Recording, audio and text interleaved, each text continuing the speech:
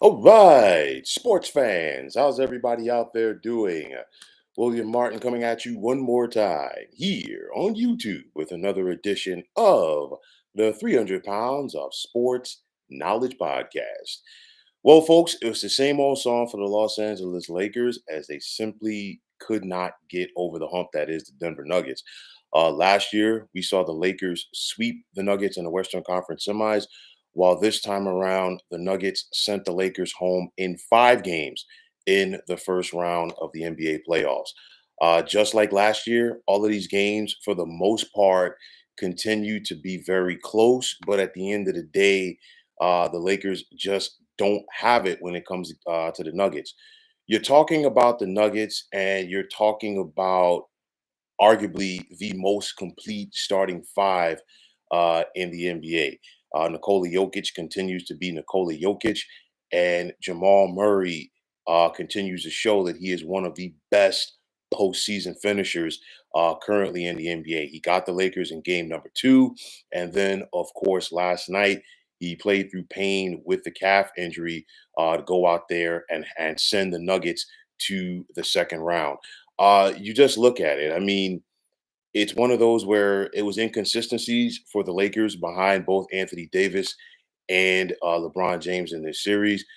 Sometimes D'Angelo Russell was on, sometimes he wasn't. Had 14 points last night. Austin Reeves did have 19, and Rui Hachimura had 15. AD, he was playing through pain himself. He still finished with 17 points, but nonetheless, like I said before, the Nuggets have arguably the most complete starting five in the NBA.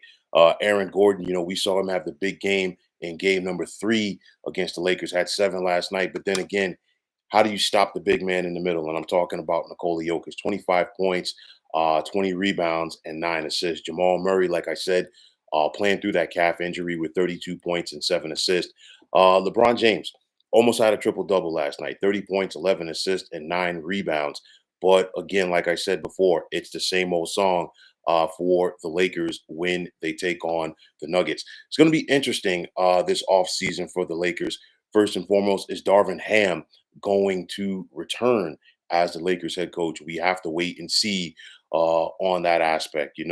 It's one of those where the Lakers had an up and down regular season and they turned it on at the end. But still, even with all of that said, they still had to settle for a berth in the play-in tournament. Like I said before, just gives you an idea of the depth of the Western Conference this season. The Lakers did have that lull when after they won the in-season tournament rather, and then came back. And they had that lull, but then they were able to turn it on, coming down the stretch. But then again, things were just so tough in the West because you had so many quality teams in that conference. At the end of the day, sometimes you just don't have a team that you match up well against. And the Lakers have been able to show over the last couple of years, yes, we can compete with Denver, but they don't have the depth of the Nuggets with that starting five, and it showed up once again. Um, Darvin Ham, he's not the coach that Michael Malone is. Okay, there's no ifs, ands, or buts about it. Michael Malone is one of the better coaches in the NBA. The Nuggets have a team, like I said, if they stay healthy, I expect them to repeat as NBA champions. And now they get themselves a bit of a rest before their second round series with the Minnesota Timberwolves begins over the weekend. And that's going to be important because KCP is nursing an ankle injury. Jamal Murray is nursing a calf injury, and you need it's going to be all hands on deck if you're the Nuggets going up against the Timberwolves. Why? Because this is a different Timberwolves team from last year that the Nuggets defeated in 5 games in round number one.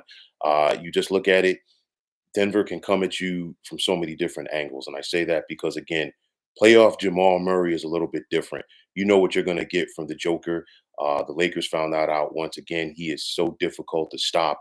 And we haven't even talked about Michael Porter Jr., who got them for 26 points last night on 8 of 12 shooting. And it was a very easy 26 points. It's one of those where if you're a Laker fan, you figured, you know what, we could try to do it again as far as coming out of the play-in tournament and making a run to the Western Conference Finals. Easier said than done. Just because you did it last year doesn't mean you're going to do it again this time around. They found that out the hard way. The Nuggets are a legit team. I said that coming into the season. I said it coming throughout the season, and I said it throughout the NBA playoffs. Denver continues to be a thorn in the side of the Lakers, and it's going to be interesting to see what adjustments and what moves this team makes over the offseason if you're the Lakers. Does LeBron exercise his option and come back for the 2024-2025 NBA season? We've got to wait and see. But nonetheless, Denver continues to be a thorn in the side of the Lakers. And because of that, it's going to be a very early summer in Tinseltown. So, folks, that is going to wrap it up. And as always, I want to take this time out to thank all of you for tuning into the 300 Pounds of Sports Knowledge podcast here on YouTube. I want to take this time out to thank all of you fine folks out there for tuning in. And if you haven't already, please feel free to subscribe to this channel. Now, if you're on the X, formerly known as Twitter, please feel free to follow me at 300 Pounds of Sports. And like I always say, if you follow me, it'll be my pleasure to follow you right back. There's also the sports discussion group on Facebook at the Sports Depot 365. Now you can check it out. Drop a line and be a part of one of the better sports debating sites going on social media. So once again, fine folks, my name is William Martin, and I am signing off. And I'm saying take care and have yourselves a wonderful day.